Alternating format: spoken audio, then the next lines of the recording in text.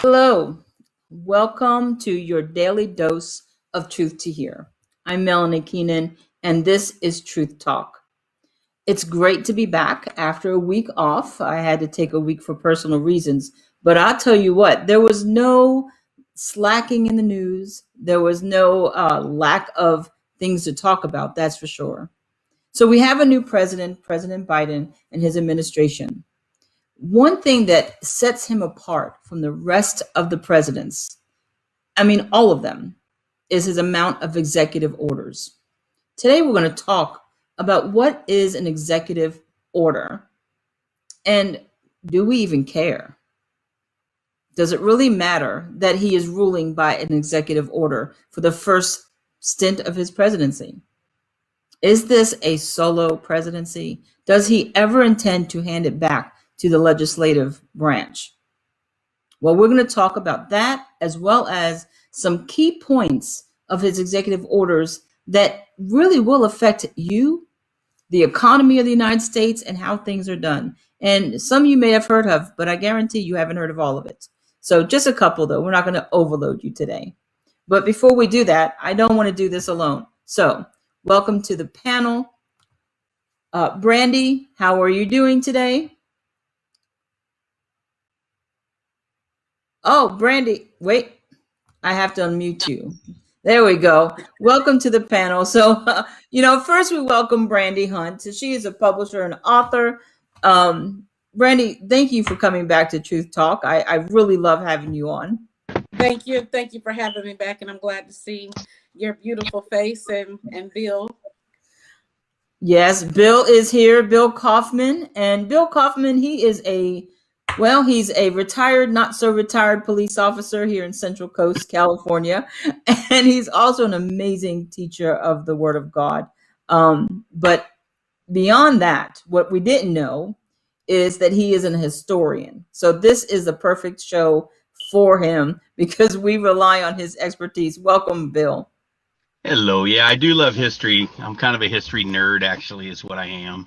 I read history books and periodicals and websites, and I'm so disappointed in the History Channel because it used to be all about history, and now it's about ice road truckers and American pickers. And it used to be just like I could just watch it for days on end. I know. I raised my kids on the History Channel. There was one really good show, Drive Through History. Have you heard that show, Bill? Yes. Yeah, Brandy, you haven't? Drive Through History, because I homeschooled, and Drive Through History, we got the whole curriculum actually, because he just drove to places and taught all about the history like on site, and it was just amazing. I loved Drive Through History, but that's my extent of knowledge of history. So executive orders, guys. Let me ask you this: do you care about the amount of executive orders personally that this president has already issued? Well, he definitely has. Almost all of them were undoing what the previous administration's done.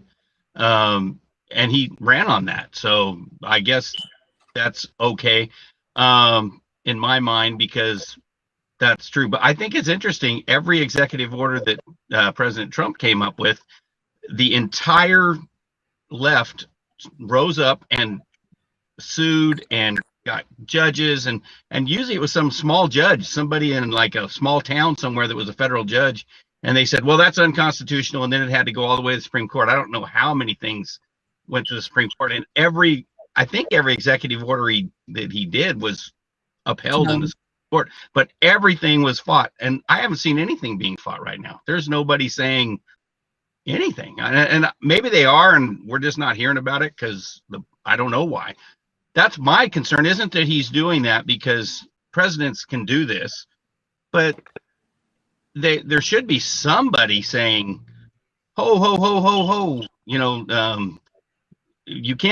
don't have a king, we have a president, which the president has a lot of power, but so does Congress and so does the judiciary. It's a shared power that checks and balances. And if there's no checks and balances, I don't really know how that's going to work. I mean, I don't. And that's about my extent of knowledge of it.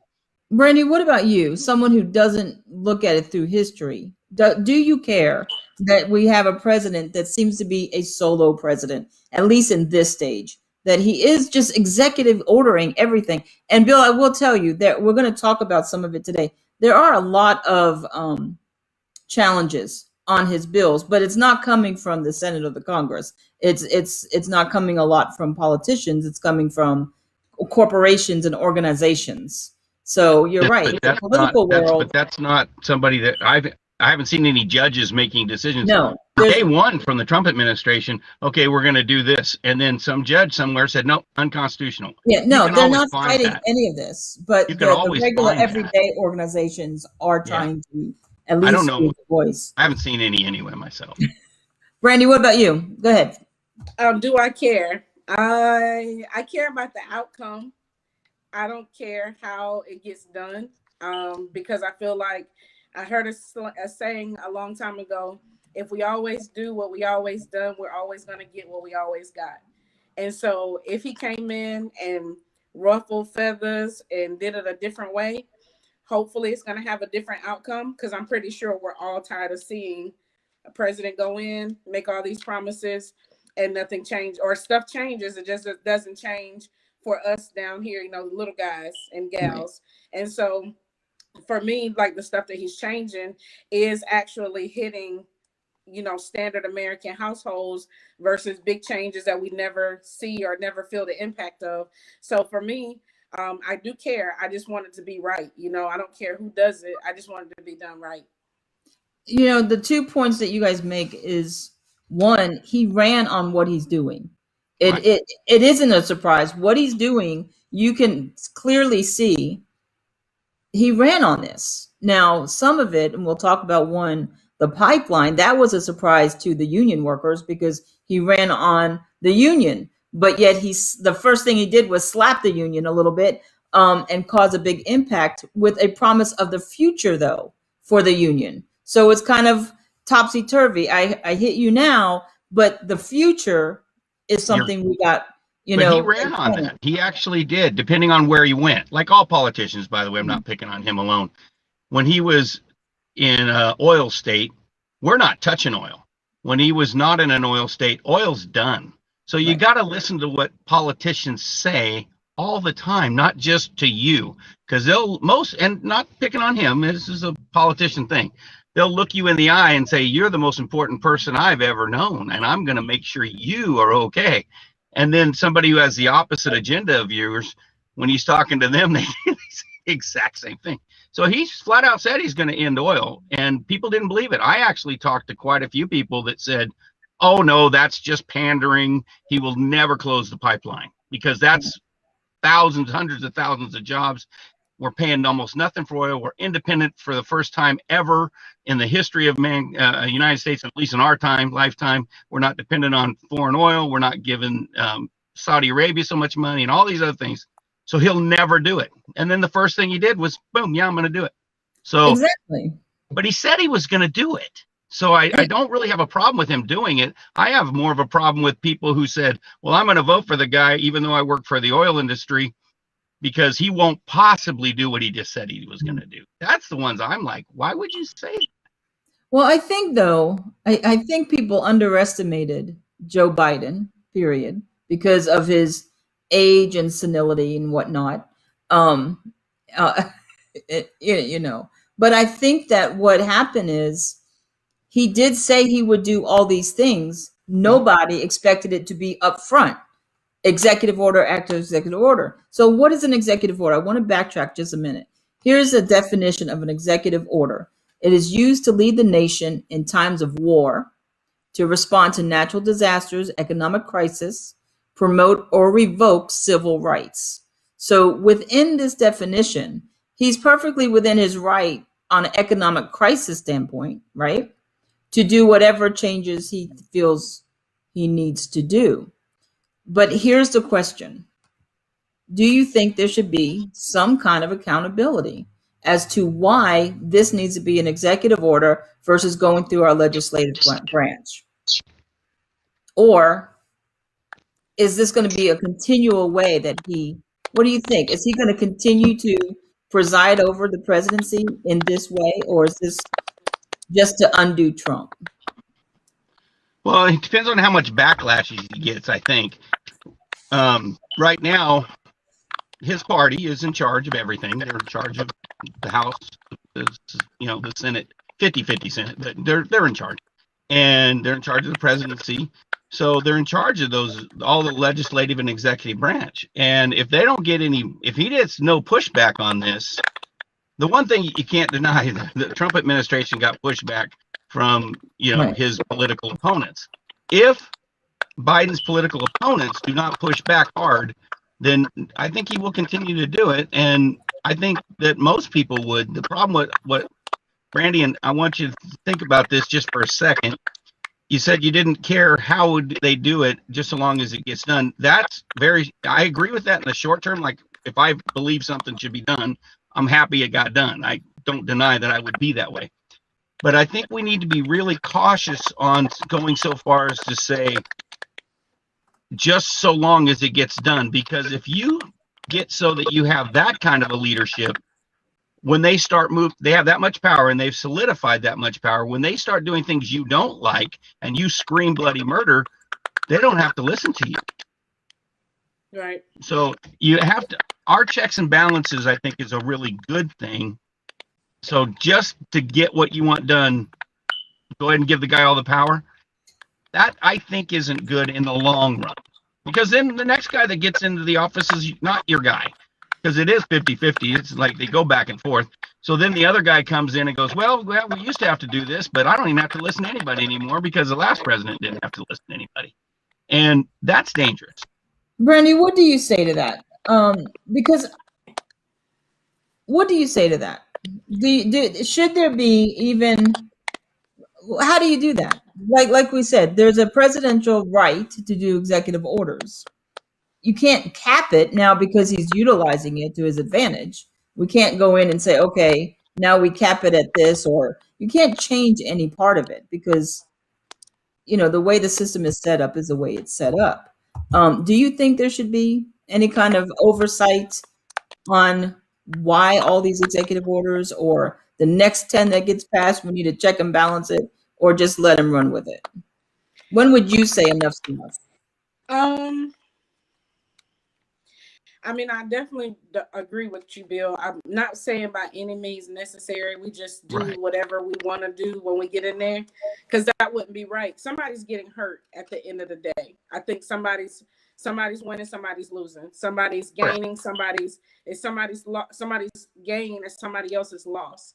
So I think as a president, I would have to see what I think you just said. What is the long-term goal here? While it might be painful on the front end, maybe the long-term goal is going to be a bigger win. Just going in, pulling what I used to call my trump card. I guess that's a real thing now. So, I'm coming in, I'm pulling my trump card because I'm the boss. I'm the big man in town. I don't feel like that's what he's doing, but he does have the power to do so if necessary. I do think that there are people that are looking over his shoulder going, yeah, I think that's too much. I think you need to pull it on back. We don't see those people, but I still think that they're there saying, hey, let's not do it that way because these people over here will be affected, or these people over here will be affected. But I do think that at the end of the day, I think each president comes in with their own agenda because that's how we end up voting for them. I'll do said things.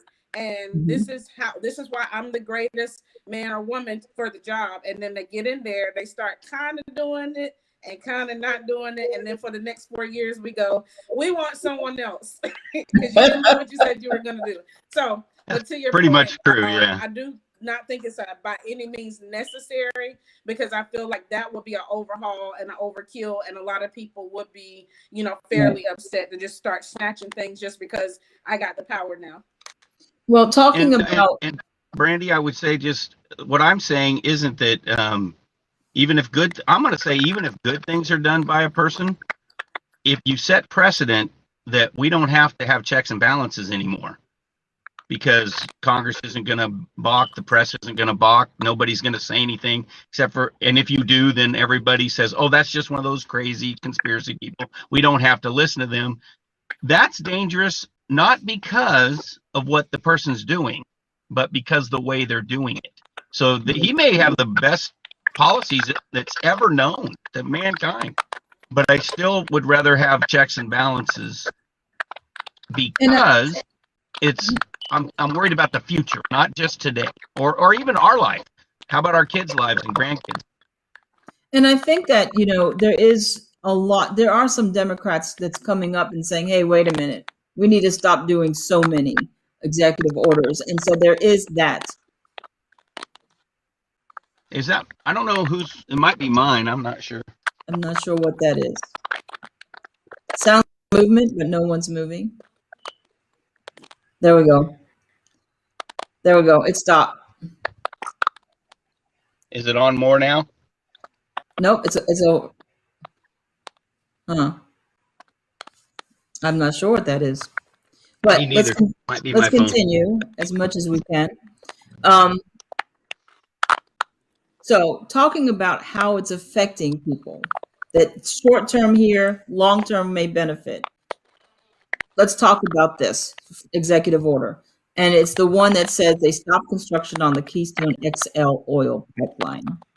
So what he did, there was already an existing 12,000-mile Keystone XL pipeline along a route that already existed, right? So it would take the oil pipeline from Nebraska to Alberta, Canada, and then provide new extension to the Gulf Coast of Texas.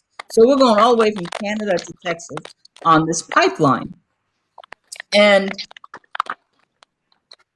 what they said is that it should have, this decision affected 10,400 workers, 1,000 right off the bat, and up to 10,000 construction jobs lost. They're now unemployed. Okay.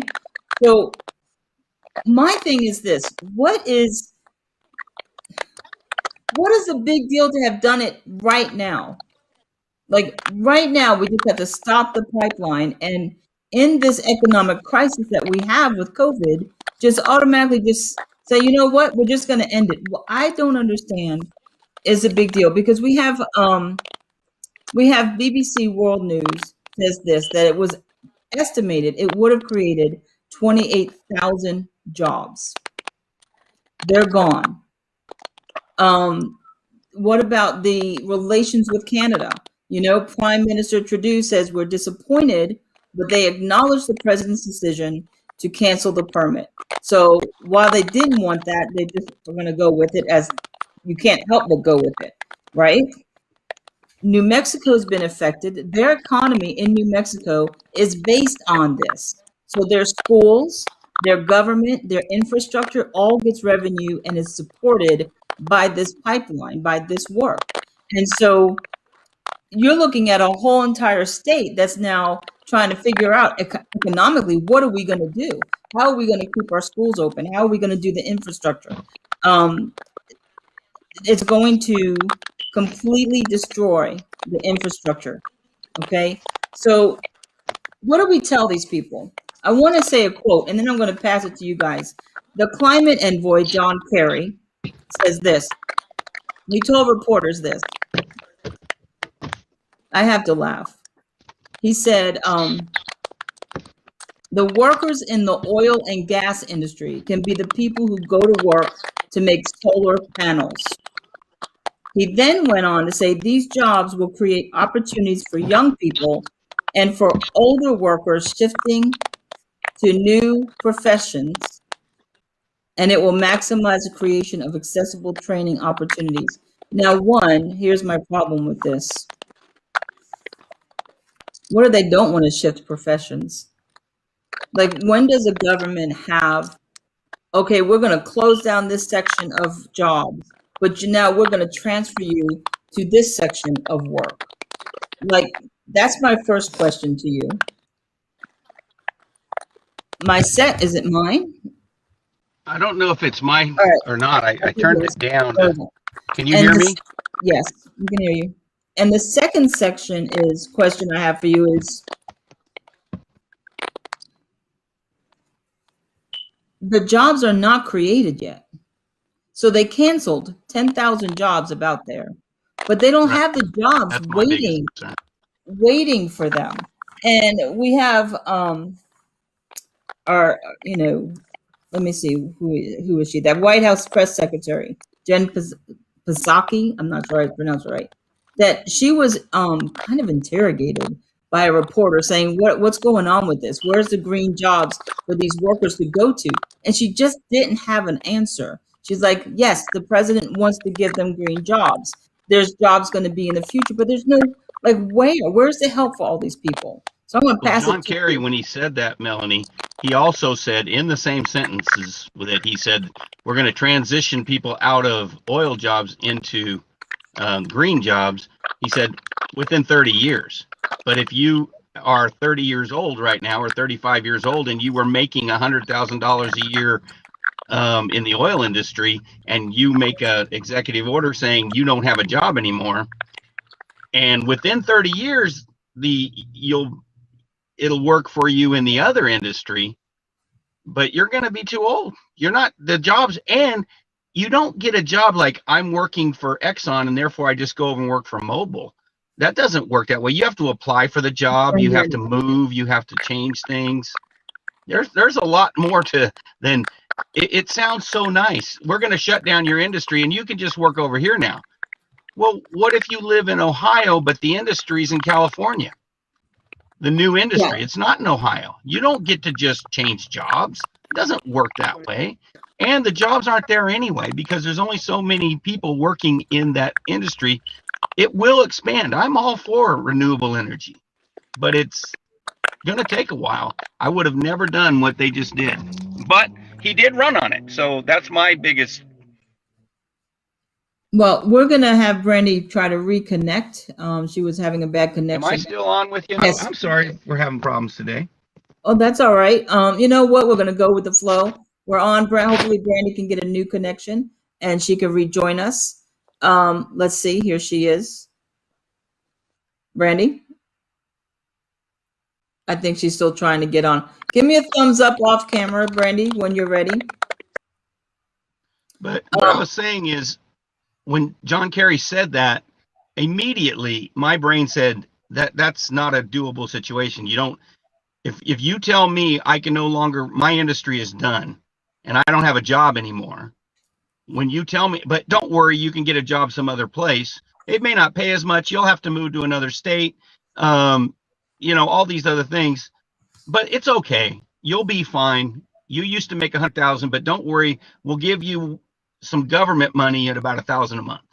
But I was making 8,000 a month. Yeah, but Right. Don't worry. We'll give you 1,000 a month. I mean, Yeah. It just doesn't work the way Kerry said it. It's not going to. Well, So, and in this climate of the whole economy gone bad because of COVID, why would you right. add 10,000 more people to those numbers of now they have Those were good paying jobs. They were very good paying jobs. And, this one foreman, he said, my trade is in labor. The money is so much better than running a crew.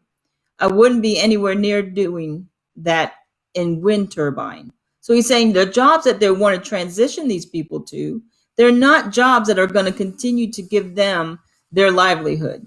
They're just not.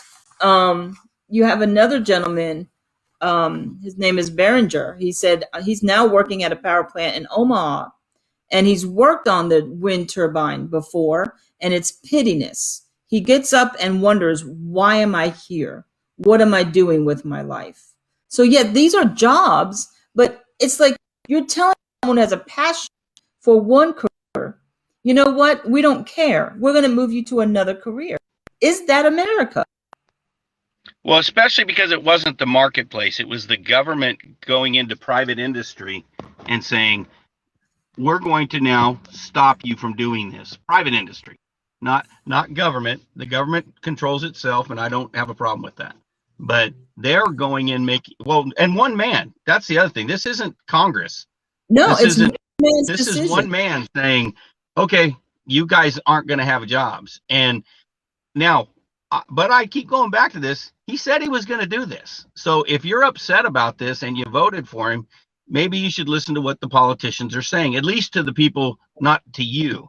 If you were in the oil Everybody industry, else. he's going to tell you a nice thing, but every politician is going to do that. So I'm not picking on President Biden. I'm saying every politician, listen to what they say to the people who disagree with you, and maybe you'll get an idea of what they're really going to do.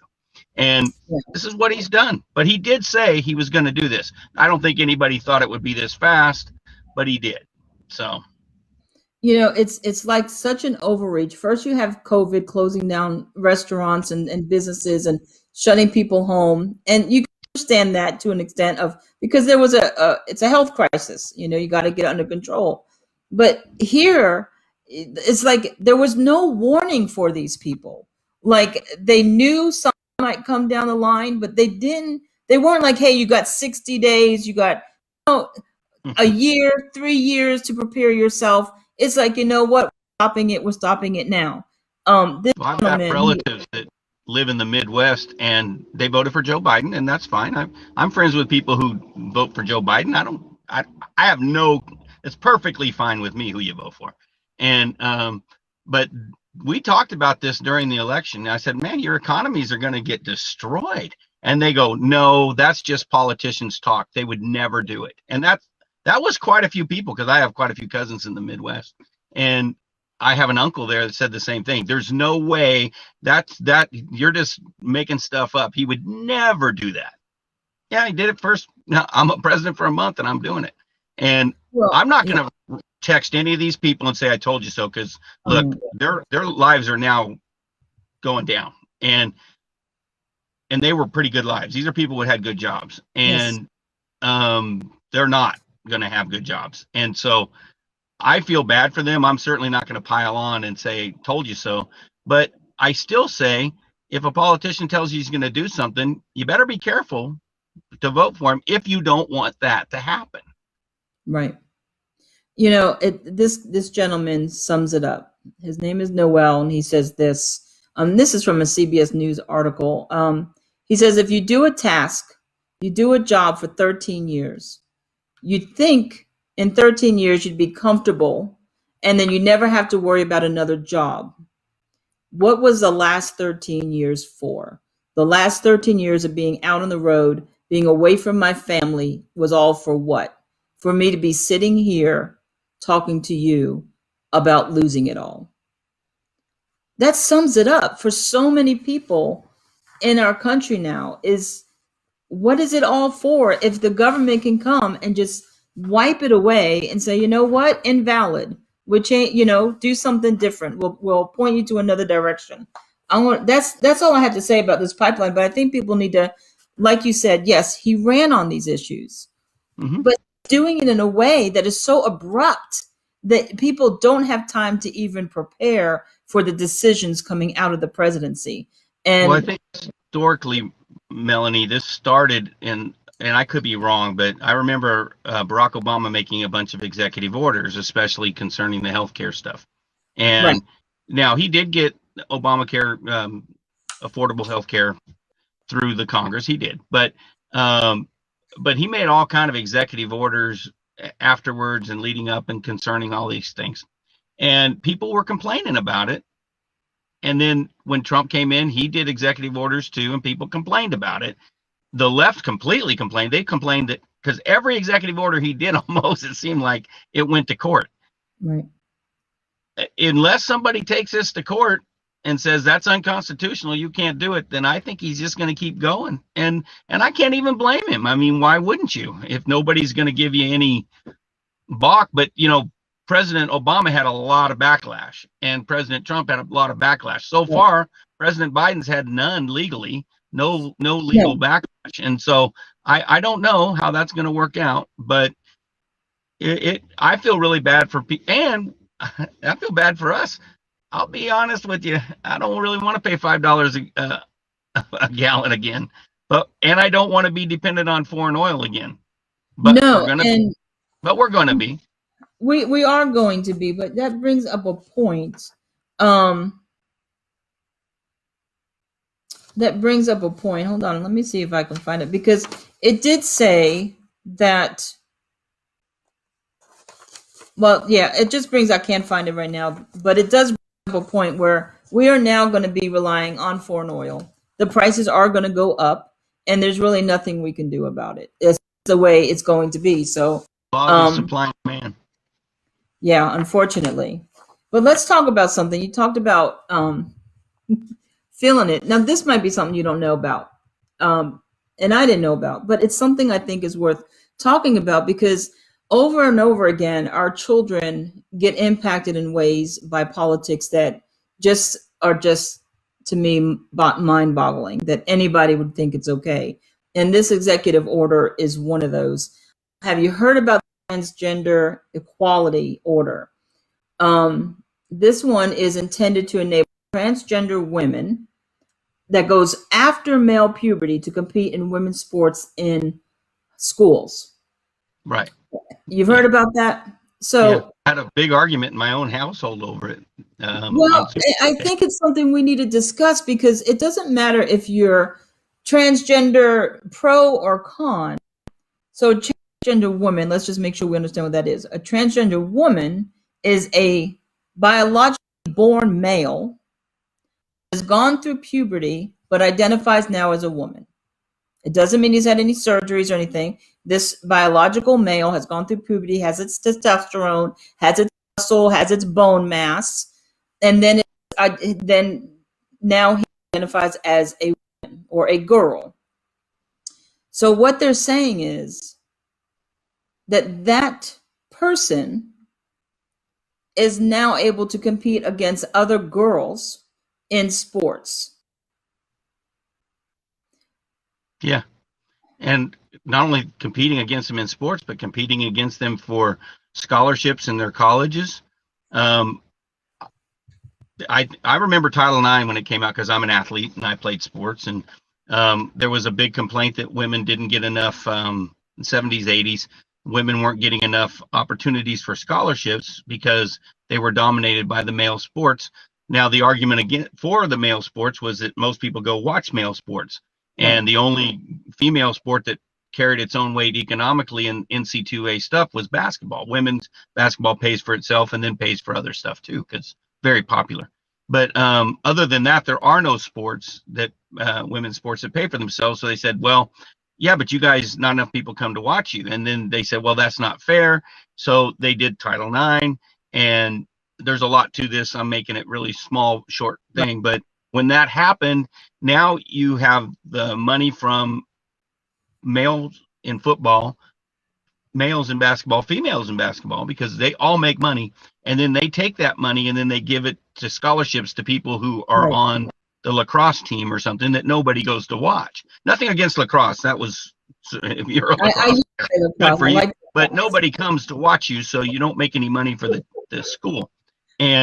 But you still get a scholarship, and for girls in swimming and girls in gymnastics and girls in volleyball. No, they now have these scholarships, and they have to do it at a certain percentage to the male scholarships they give. And that's Title IX. It's the law. And they do. So a lot of girls get their college scholarships paid for because they're really good high school girl athletes, women athletes. Right. They're good athletes competing against women. They're great athletes. They're just woman to woman. But what's going to happen, and I don't know the answer to this, but what's going to happen when on a 12 rostered basketball team, and I don't know what college plays, NBA plays 12. I don't know what college plays, but if they play 12, what's going to happen if 8 of them are transgendered women?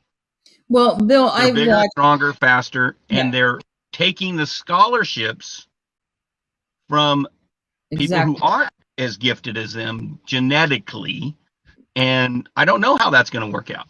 Well, I've watched, I can't tell you, countless of numbers of interviews with young female athletes, all right? The heartache in them, in expressing how they've worked hard, they've trained hard, they've done their due diligence, their sacrifice to get where they are. Here they are in sophomore, senior, year of high school. They will all sit up to get these scholarships to college. They had their way paved through, and then the transgender female has come in and dominated that, and so now out of 4 spots, there's only 1 to a biological female. because Right. 3 of them went to transgender males. And it's not that you're against a transgender female, but the thing is this: there's no way a 15-year-old female biological is going to be able to wrestle a 15-year-old biological male and win in the wrestling Not game. Do you even correct. want that? Well, they're not going to be able to when it's best to best. I mean, No. I love athletes, and I do. I love female athletes, and there's some girls that are great. But if you're going to compete best to best, the male's always going to win that. They're going to win because it's just their body structure. It's their way they are designed. And so there are so many young ladies now devastated saying, what are we doing? What do we do with our lives? Because this one section of society has been given so much freedom. It took away our freedom to succeed in our goals. I want to say what Nikki Haley, the former South Carolina governor, calls this an attack on women's rights. She is going to bat to say, listen, it's not that we don't want it to be equal, but there's got to be some kind of standard, some kind of guide to the structure. Like, is this person, built where they can compete against the person fairly, so that it is equal and it is right. The tennis champion, Martina say it. Navratilova. There you go. Martina Navratilova. She says this. She says that she is looking for a special provision to be made for the elite sport, as this only affects the school sports. But she says this, that she supports equality, but the physical advantages for transgender women competitors who had gone through male puberty were pretty obvious. She says she is opposed to an all-inclusive situation where trans men and women, just based on their self-identity, would be able to compete without any mitigation or rules whatsoever. It's not a level playing field. Well, I remember when she played Jimmy Connors. They were both later on in life. They're same age, I believe. Actually, I think Jimmy Connors is about 5 years older, but this was when they were not that good anymore. Like, they weren't the world's best. They both were the best in the world at one time, but they played each other in a tennis match. Didn't get the same stuff as Bobby Riggs and Billie Jean King, but they did play each other, and they gave her the whole court, like if they were playing doubles, and they gave him just the singles court. And I don't remember, she won a game or two, but it was straight sets, and he destroyed her. And she was, as good as it got for females, and he was really great at one time too. My favorite tennis player right now, there's two sisters, and they're the best. And but Serena, of course, she came to the forefront the last quite a few years, just the best ever. She played I don't remember what he was ranked, 203 or something in the world, and got destroyed. That was a few years ago, but she was great. No girl could beat her.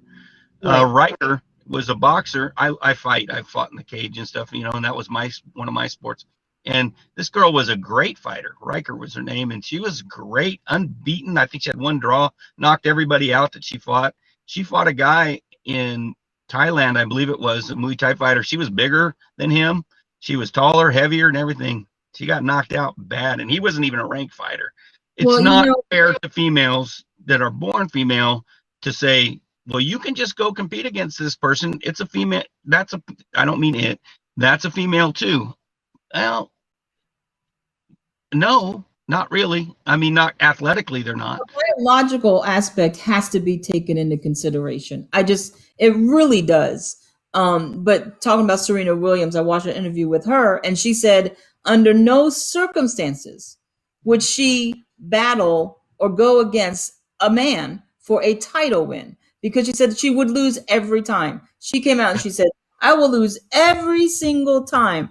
I will battle every woman. I'm any woman, you bring them to me.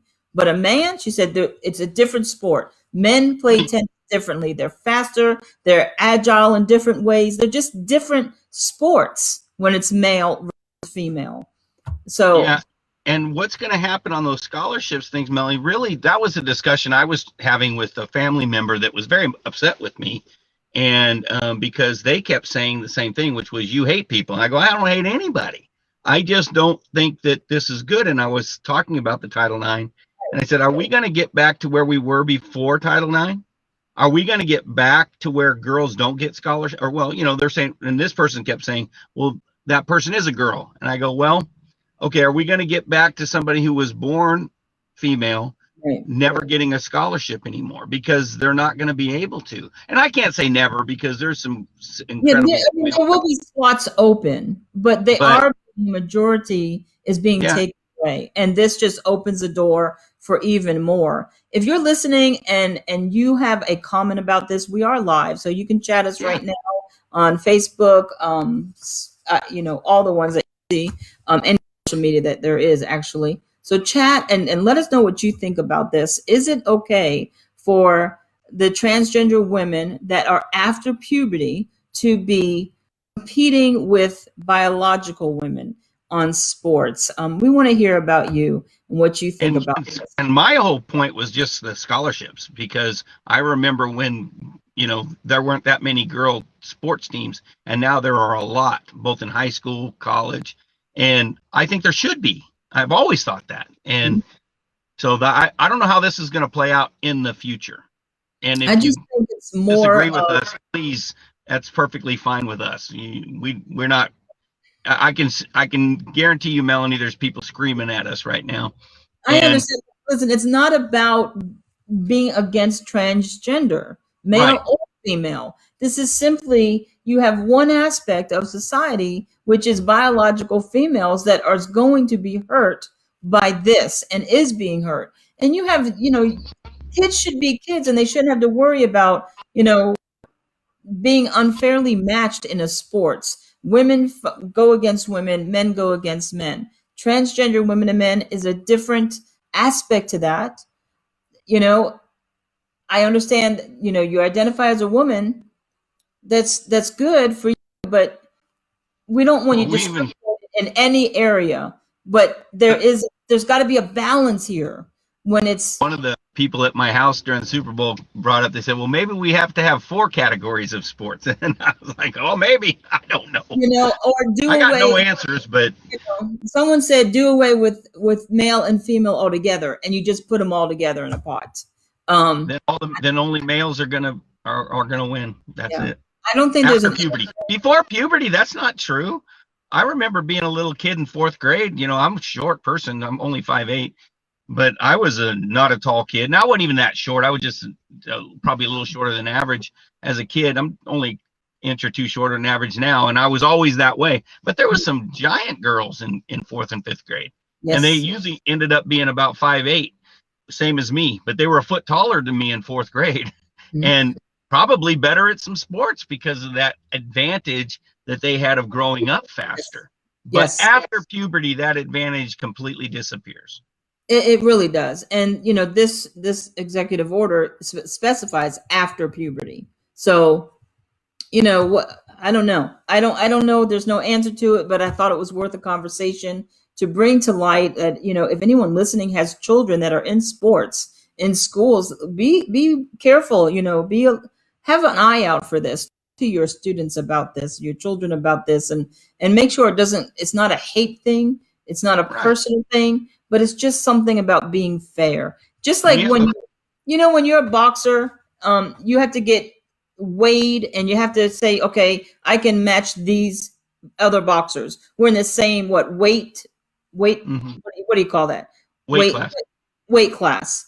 You gotta start having that now for female, sports. Put them in the same weight class. Put them in the same strength class, or whatever. However you gotta do it. But make it equal to something like the boxing, where every man just doesn't box every man. You now have to weight class it. I think that might be a kind of a solution if you could figure out how to do that. Yeah, and I don't know if we can. I think that when we get too far away from God, to be honest with you, we just go crazy as society. Historically, it seems to have happened. I believe that we have told God we don't need him and he's not helping us. And that's kind of my my theory. And then and these are well-meaning people. The people that were arguing with me this weekend, and I mean arguing, I kept saying, I don't want to talk about it. It's a football game going on. But they wouldn't leave it alone. Yeah. I kept saying, I don't have any answers. I don't, but I just don't think they should get scholarships from people born female. That's all I think. I think that's very dangerous to do. And who knows what the future will hold. And they were like, oh, it was saying that pipeline. That will never happen. I'm like, and I didn't think of the pipeline, but I was told that during the election, that will never happen. Because he said he's going to cut down your jobs, man. And they're going, nope, he's not going to do it. And those were people that really hated Trump. And they go, I don't care what happens. I hate Trump. Now, I'm not going to ask them how they feel about their $100,000 a year job gone now, because I'm just not going to bring it up.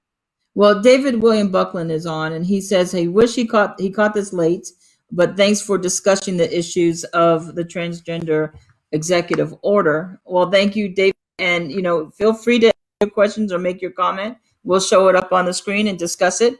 We're going to segue a little bit. We don't have a lot of time left, but I do want to talk about this, and we're going to get in this show. We might just get in trouble today, Bill. I'm sorry about this. But immigration. Immigration. So what do we talk about? Let me just start with this. Let me give some preface. Oh, go ahead. Let me give some preface on this. For the executive order on immigration, it says and David said amen to your recent comments, Bill. Thank you, David. So here's the executive order. It halts the border wall construction, pausing most deportations from the interior of the United States, rescinding travel and immigration restrictions on several Muslim majority places. So I got some aspects I do want to talk about, but let me say this. This executive order, I'm not against any person of society. I'm really not.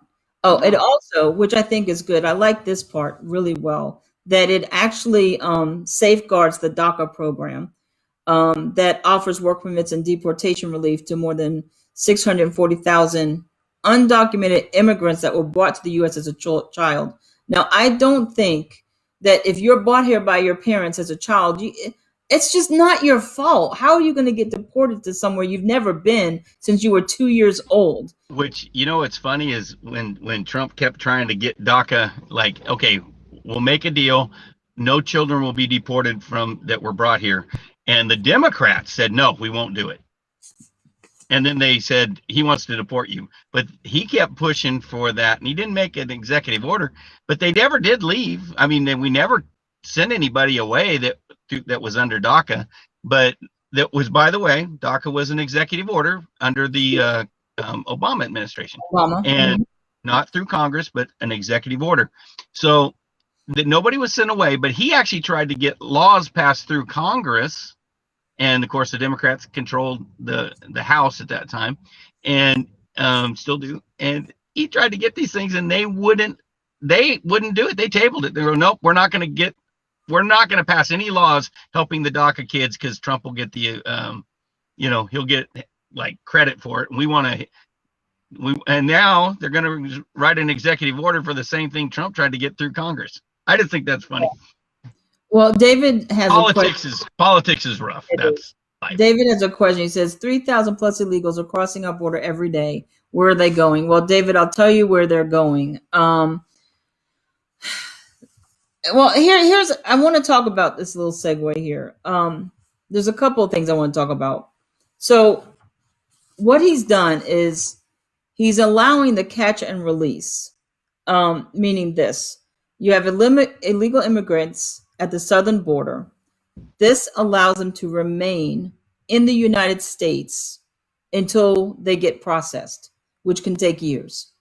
All right. So what happens is the border control can pick them up, hold them for no more than 72 hours, and then release them into the United States with a court hearing. We'll let you know when your hearing is, but it can take years to get that hearing. So here's what I want to say about this. One, how do we do this with COVID? Because, well, let me stop there. I'm going ahead of myself. So illegal immigrants. I just want to say the word illegal. Does it mean anything, Bill? No. It means no, it doesn't. And most people don't show up. I think it's like 90% of everybody that gets released never show up for their court date that they're even given. But No. I kind of understand it. And I think immigration is so complicated. I myself, no one would do what I would do if I was king of the forest. And I might not do it either, but I've said what I think would be a good idea is let every person come here that wants to, no matter who they are. However, you get until you're a citizen, you'll get nothing from the public dole. You won't get, anything. I mean, just nothing. I'm not going to give you any food stamps. I'm not going to give you anything for free. You're going to work for it. And then the people that were coming here would be trying really hard to work. And look, most people coming here are trying hard to work, but they're willing also to work very inexpensive. I used to work in the construction trade. And, once again, right now, my friends that are still in the construction trade in California, I don't know about other states, but they're complaining because they're getting paid less today than they were getting paid 12, 15 years ago, because so many people are living here illegally that don't pay taxes and willing to undercut their pay. And people are willing to hire them. Oh, you come work on my house and I'll pay you cash under the table.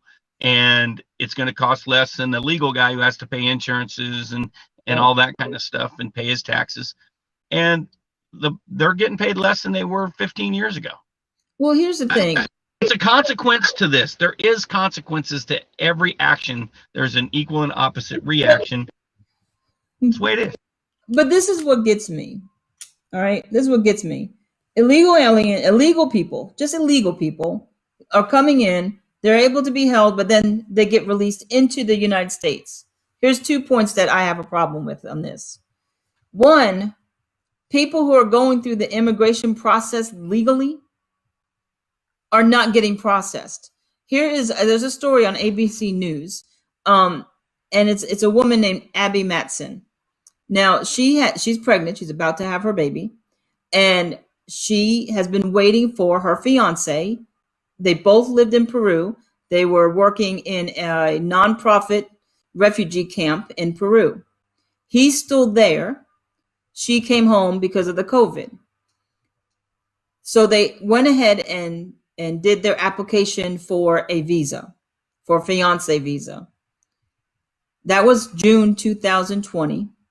They were told that there's been no progress because of COVID. They have reduced their staff, closed the doors, restricted people from going to the offices. So 95% of all visas have been denied since COVID. So here's someone who is trying to do it the right way, saying, hey, let's let the government of America know we want to come over, and they're not being able to get processed. They don't get a chance to come into the country and wait and see. We'll give you a hearing. Yeah, you need your fiance so you can get married, have your baby, he can support you and your child. Okay, you've been an American citizen for most of your life. Okay, we'll bring him in and then get a hearing date later. You don't get that for people doing it the right way. You only get that for people doing the illegal way. And I have a problem with that. And by the way, I do too, and I think most do when you explain it that way. But looks like my family is out of the dentist. Hey. We almost have to go. We're going to have to run this show again next week because I still have 2 more points I want to make. But here's the thing. Hello, family. Yeah, it's just Bree. Bree showed up. This is my lovely daughter. Hello, Bree. How are you? 15 years old. I'm good. Prettiest person in the world. In the world. Of course she is. You didn't take after me. That's good. And so David said, if you're still there, we're going to talk about your comment. He says that folks are being placed initially in the same facilities that they were before. So does this administration really care? Well, I'll tell you what, and part of what we're going to have to throw to next week is the prison system. The immigration refugees are being There was held. a big executive order on prisons. That's the one that I did the most reading about. We're going to do a whole show. We're going to go and do that all next week, is do the show on the executive order of prisons, because it affects immigrants and people don't even realize that. It affects everyday people. It's a racial issue. I mean, there's a lot to unpack on the prisons. But what I want to say about this before we leave, since Bree's in the car with you and it is 3:00, COVID testing. Here's the second point. American citizens can't come into the country if they leave it and you fly to another country, you want to fly back into this country, you have to have a COVID-19 negative test to come back in the country. True. It doesn't tell you how to obtain it, and it doesn't tell you that to pay for it. You have to figure that out yourself, from what I understand. But this catch and release immigrants are not getting COVID testing. They're not getting quarantined. They are going to charity. Some charities have set up on the border to house illegal immigrants. And those charity housing, they don't have testing either. Some of them have been petitioning Biden's administration to send COVID tests so they can go ahead and try to process the ones within their charity house. But overall, okay, American citizens again. What? I can't, Bill. Here's the problem. There's so many inconsistencies and contradictions. And by the way, I really do believe if I was the king of the forest, I would make bad decisions sometimes and make contradictory decisions. So I'm not saying that everybody's got to get it right every time, but this doesn't make any sense to any person when you explain it the way you just did. I don't even care what your side you're on. You'll be like, yeah, that's kind of odd. Do you realize that an average person, if you don't stand in those long 2-hour day lines, they're paying up to $300 for a COVID test? You know, if you don't have any insurance to back up your free test, and you don't stand in those, at least in LA, they're like days long lines to get COVID tested. People are paying for that. And they're doing it because the government is saying, if you want to come back in the country, you need to get COVID tested. If you want to do this, you need to get COVID tested. But illegal immigrants, hey, just come on in and don't worry about it. Now, I'm sorry, they've been traveling for how long? They have been exposing how many countries are coming into the States through our borders, and we don't have to demand any type of quarantine or testing. I just have a problem with that. And I don't care who the president is. It could have still been Trump. I don't care if it's Obama or Bush. It's wrong that we are sitting here making people that have legal immigration processes are getting declined and are on hold, while illegally you can come in and be said, hey, just have your life. We'll catch up with you in a year or two. It baffles me. And, you know, we'll talk about the prison system next week, because that's a whole that's a pretty big deal. Yeah. I read some of the I read that executive order, and I'm like, no. Yeah, I don't think that's implementable. But once again, who knows? I haven't sued him, so I don't know. If anybody's going to challenge this, but some of that stuff, if you implement some of the stuff that they're talking about, you're going to have wholesale riots and murders in the prison system. So, and if you think that, well, okay, we don't want to hear the show about prisons, it's going to affect everybody. It's not just for the criminals. It's not just for those who have invested in the private prisons. It's going to restructure society. And you need to know what this is. David Buckland, he says that every time he hears President Biden, I'm going to say president out of respect, discuss his executive orders, he claims he is striving to ensure national security. So I gather, David, you're not a Biden fan. But you know what? He does say he's for security. But I don't know. Not building the wall, just allowing open borders. I don't see how that helps national security to allow people to come in without being COVID tested. I don't understand that. We are battling a pandemic, and it's been a pandemic that has broken Americans. It has stolen lives. It has stolen the way we allow people to die with dignity. It has stolen businesses, generational businesses, but yet we're going to allow people to come in illegally and not even care if they have COVID or not.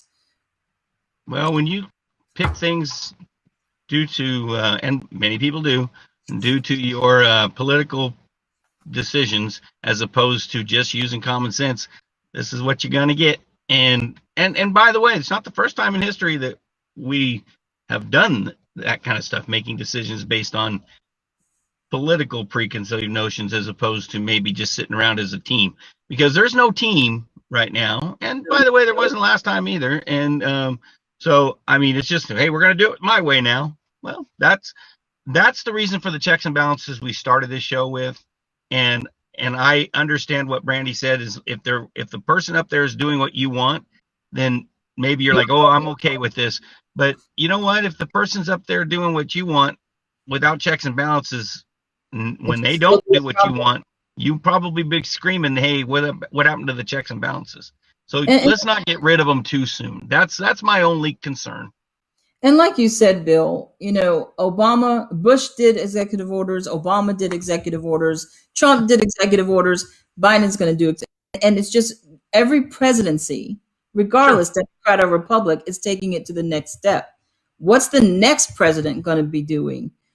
The last one got fought in court every step of the way. What's going to happen this time is going to set up for what the next one will probably have to do. So I don't know. And I don't know the future. I like history. I have no idea what the future holds. Well, I hate that Brandy could not continue to stay on. She had technical difficulties. We always miss her, but I'm excited that we didn't get to the prison system because she has a lot to say about that too. So next week we'll deal with the executive order and the prison system. And then after that, it might take 2 weeks or so, Bill, we're going to talk about the green plan.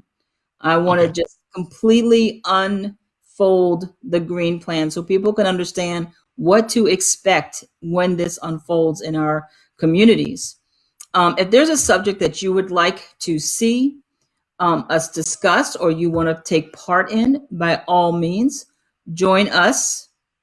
Let me get, you can contact us at the www.truthtohear.org is the website, or email at info@truthtohear.org, or go to any social media at Truth to Hear. Let us know what conversations you want to have, what you would like to be part of. We do believe that knowledge is power, and that's what we're trying to do here.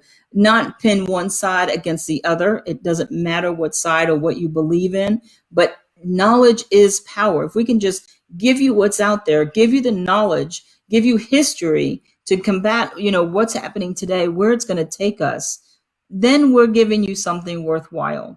So thank you for joining us today. Don't forget your daily dose of Truth to Hear.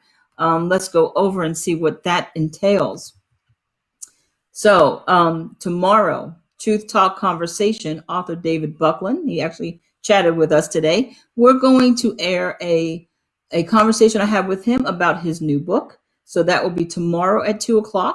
Thursday, Diving Deeper, the Church of Philadelphia. Only 2 more weeks of this series. So catch up on YouTube, or go to our YouTube at Truth to Hear and catch up the last 6 weeks or so. Tomorrow we'll go to Philadelphia.